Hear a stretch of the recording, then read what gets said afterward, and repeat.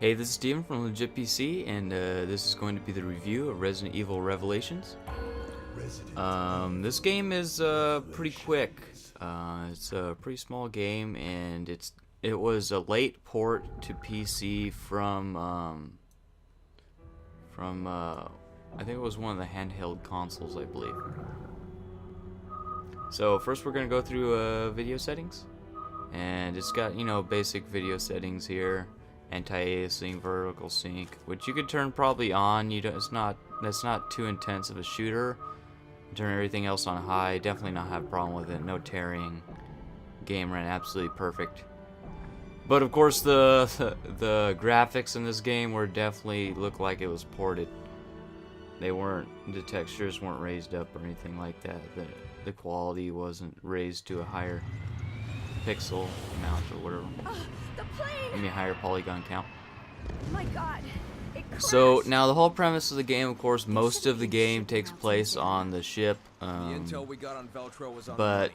it does have these little flashbacks, and you play as like almost all the characters, and you learn everything about all the characters. So here we're Chris and Jessica. I'm playing as Chris, and Jessica's the partner, No one could have lived through that. and Investigate the site. Let me know if you find anything. so actually it was actually pretty long. According to this, it was a 12-hour playthrough. And then of course you have the raids, which are pretty cool. I have a video of that at the end of me playing as Chris again. And this is the little Genesis thing that scans, but you can see kind of get a good idea of what the world looks like. I mean, the graphics are decent, but everything looks pretty, solid, and the texture mapping is all right.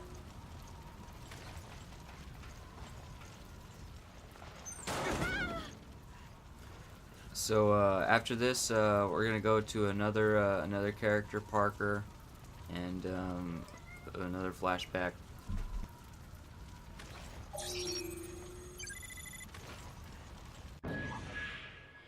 And of course, a lot of this game is like looking around. I mean, it's technically an open. It's technically kind of open. If that's where they are. Sometimes they'll have a dot saying where you need to go. Other times you have to just walk around and try to find out where it's at. And some doors will need a key that you can't get into, but otherwise you could go through all of the other places. And of course, the loading screens on this are very, very quick. Very, very quick.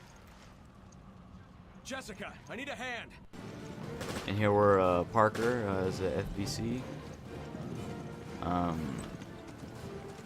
Like I said, another flashback. Not on the boat, the cruise liner. So yeah, it was a pretty cheap game, and it had a decent length playthrough.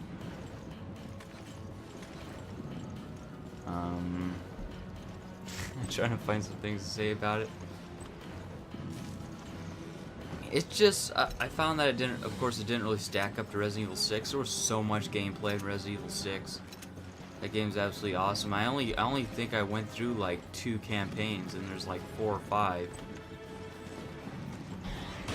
This one, you could get really good at it and play the raids, right? And you'll see the raids. The raids are a lot more intense than the campaign. In the raids, you don't have any partner or anything. It's just you. And these guys are definitely a lot stronger in the raids.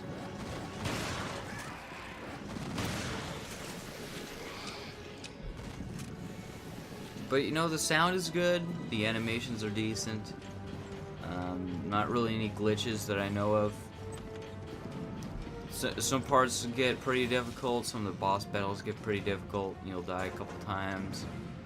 You're not really necessarily looking through stuff as often. Like I had to go through 4 or 5 doors in order to get to this one where you actually open up lockers and look what's inside. Most of the time they're just laying there and you pick it up as you go by. BSAA director? Not my type. That's not what I meant. He's right. He needs to stand up to General Morgan.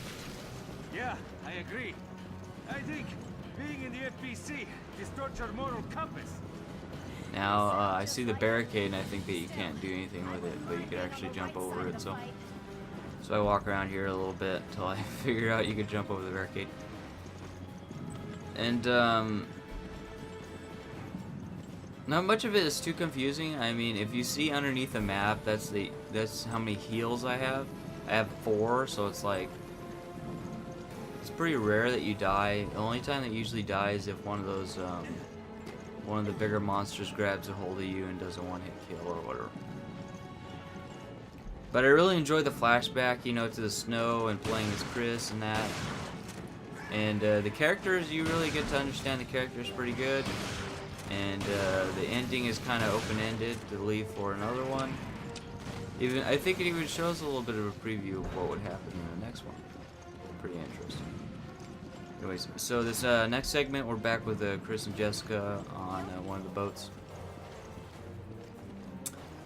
But yeah, most of the game will look kind of like this. You know, you're walking around trying to find a way in. You know, trying to find an objective. And as you see on the map, there's no real like point that you have to get to.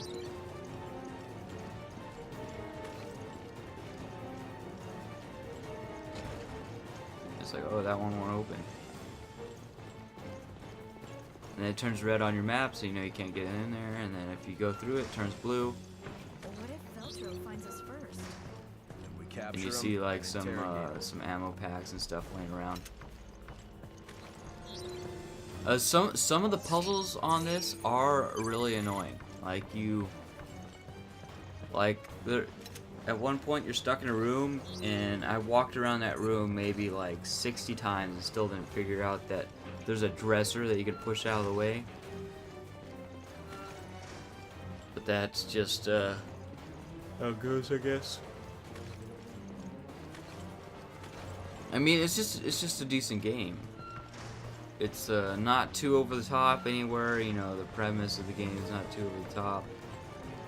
It's got some suspense, some twists and turns in the story. Story's pretty good, I think. And the weapons are pretty good. You know, there's plenty of weapons.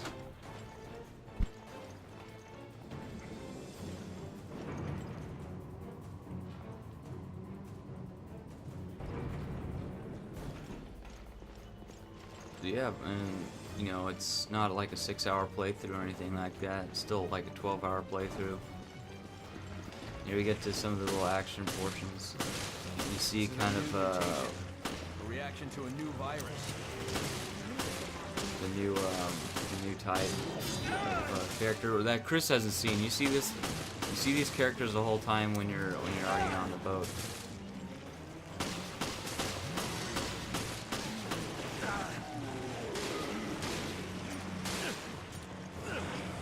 And also, some of the other things were some of the weapons I couldn't even find, and I had to look up where they were because I couldn't find that rifle that Jessica's using, like the sniper rifle. I couldn't find it, so I had to look up where it was at because I had full rifle rounds and no rifle to use it. They just keep coming. We'll have to blitz through them.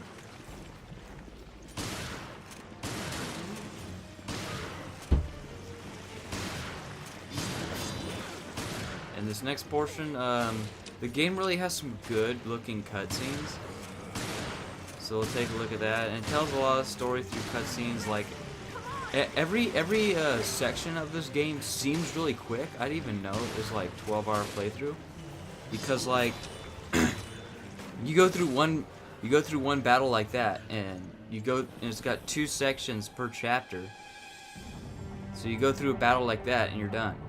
And that's part 1, and then you usually do a flashback or whatever, and then you do another one, and then that's it. That's the end of the chapter, and it'll have a cutscene in between. Sort of like this, explain what happened to Terra Grigia.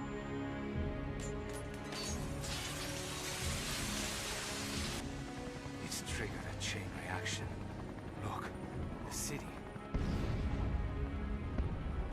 Actually, well, this is kind of the more high quality. It's kind of more of the high quality cutscene. Most of the time, it uses just in-game footage. This is you know, pre-rendered.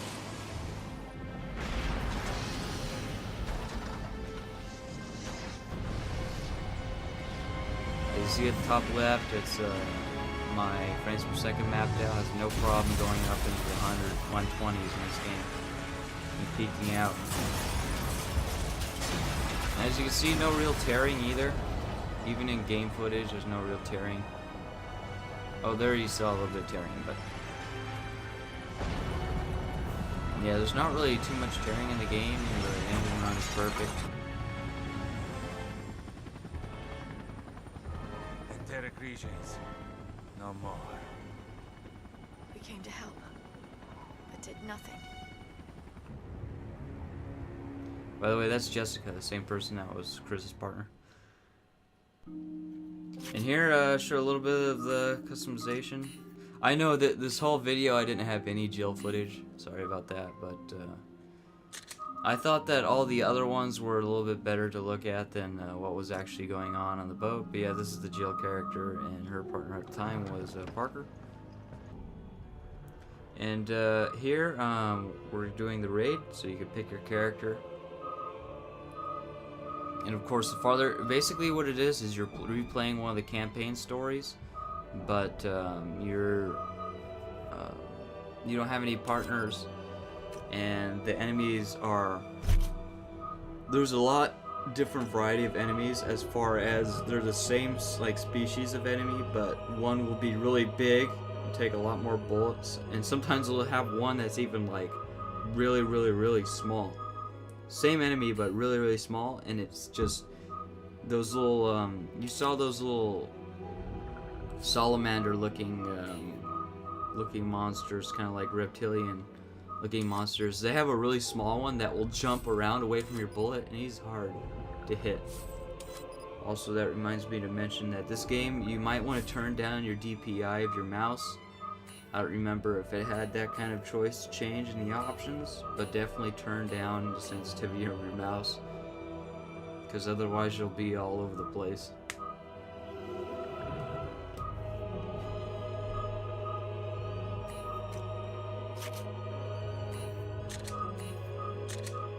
And this, you have these in-game points that you spend.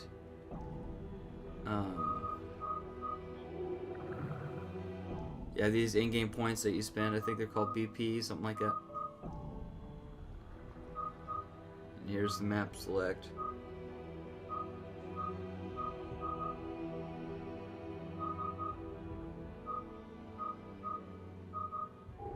Pick Terra Grigia. That's the second one that I played as Parker, but this time I'm gonna play through as Chris, doing a raid. So yeah, sorry about the not having any Jill footage in here. She's the character that you play through as most of the game, her and Parker. You see also on this that they have like a health. And every damage you see, it shows how much damage you did in the yellow and red.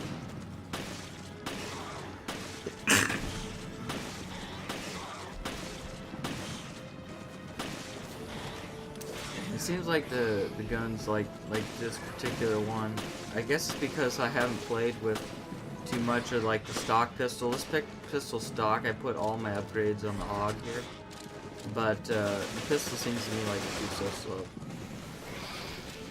Yeah, these are pretty fun. These are a lot funner than the campaign. And of course, in order to play the mission in this, you have to beat the actual mission in the campaign. So once you get all the way through, you unlock all of the missions.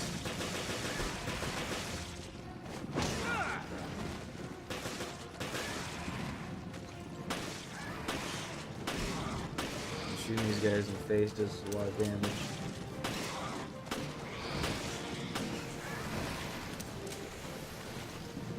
So we only have about 3 more minutes of this.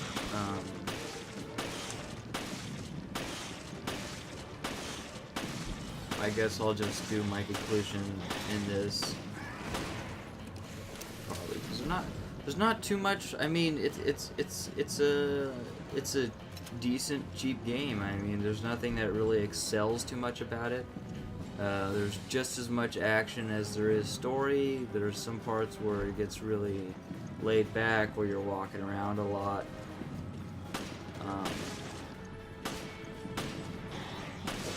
and there's a lot of, I guess you could say that this is technically replayability value. The campaign, there's not really much replayability value at all.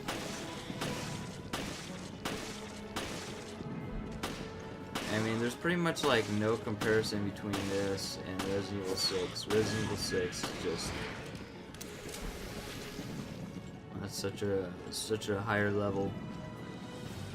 But even looking at it, you know, the graphics aren't too bad. But a lot of some of the characters that don't actually move, like kind of just like parts of the set that are, you know, soft body, you know, soft body physics and soft body mapping, like some sort of guy that changed halfway into a zombie. The textures on them don't usually look too good. You can see the textures and, you know, some of the reflections and stuff off this lizard character. They're not all that bad.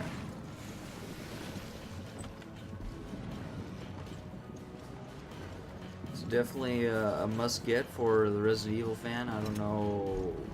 I never heard of the Parker character or the Jessica character, so I don't know too much about that.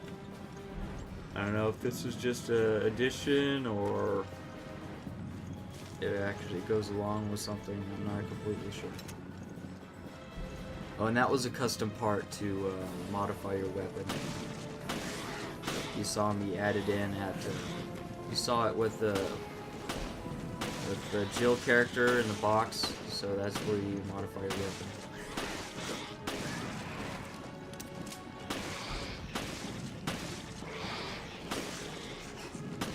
I missed a punch there.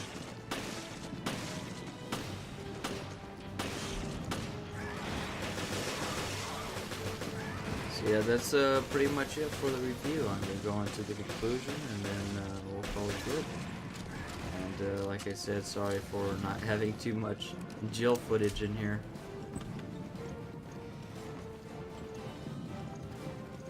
So now the conclusion. This pretty much sums up what happens in the game. It's all kind of the same combat no matter which character you are. It's pretty much the exact same thing. There's a lot of good boss battles and things like that. The graphics are decent. It was really late port, you know, to PC. A lot of the other console and handheld console players went through this game a long time ago. But anyways, it's a great game. It was a really good deal, I believe. I got it on Green Man Gaming for a pretty good deal. It's definitely a must-get for any Resident Evil fan. You know, I'm a pretty big fan of Resident Evil. I think all their games are really good. 12-hour playthroughs, got some decent time, and then if you want to do some raids, then you could do those. I don't know too much if you could play with other players as far as going over the network, which I think you can't. I think you can in Resident Evil 6, but you can't in this one. And I know for sure you could do it in Resident Evil 5. Definitely a game to get, play through, move on to the next one. Not too much replayability through the single player a second time. If you want to play it again, just play the raid, or otherwise go and finish Resident Evil 6 pretty much. So yeah, it's a decent game. Get it if you want to get it. Pretty good deal. Play 12 hours of it and be done with it. So this has been Steven from Legit PC, and this is my review of Resident Evil Revelations. I'd like to thank you for watching my video, and if you like videos like this, please subscribe for more videos like it, and thanks for watching.